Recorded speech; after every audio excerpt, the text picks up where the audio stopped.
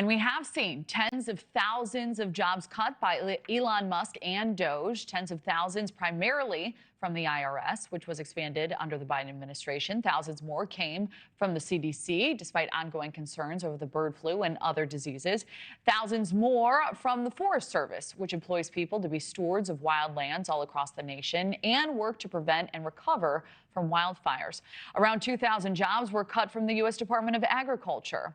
And this is one of those people, a father and U.S. Air Force veteran of 20 years, Derek Copeland, who was fired 11 days from his one-year mark at the agency. He trained dogs. He says he was told he was good at it, too. Then he was told he hadn't managed to demonstrate why the agency should keep him around. Copeland isn't alone. Many fired federal workers say they were fired for performance reasons and also say they were told their performance was good sometime before the firings. The White House says they're getting rid of anyone who isn't mission critical. And now some of those workers are fighting back and could even take legal action. Derek Copeland joins us now. First, Derek, I'm so sorry to hear about this for you and your family. Thank you for your service to our country. Would you mind sharing a little bit more about your position specifically? What did you do for the USDA? Sure, and good morning. So our mission at the USDA National Detector Dog Center was to train agriculture detection dogs and new handlers how to operate basically in all environments in order to safeguard America's agriculture from invasive species and disease. So there are a lot of folks upset about these cuts, like yourself, I'm assuming, and others who say, hey, we only want mission critical employees employed by the government. These are our tax dollars. Do you believe you were, in fact, one of those mission critical employees? Absolutely. And first, I'd like to also point out that the area that I work, we don't get paid with tax dollars. We're user fees. So that's one misconception that I think people really don't understand is when there's furloughs and government shutdowns, we still go to work and we still get paid because we get paid with user fees.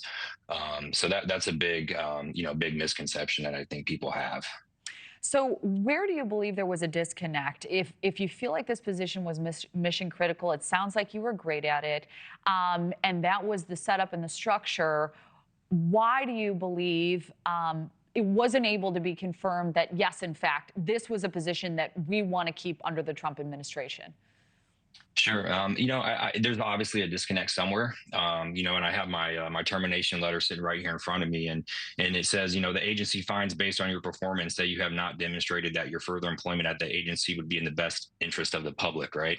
Well, I also have in front of me all my, performance reports, all the boxes checked critical and successfully meets. And not only that, I have a letter of recommendation the day of my firing from my supervisor. And I'm not going to read the whole thing, but basically says that, that I'm one of the best trainers that he's seen since he's been a supervisory training specialist.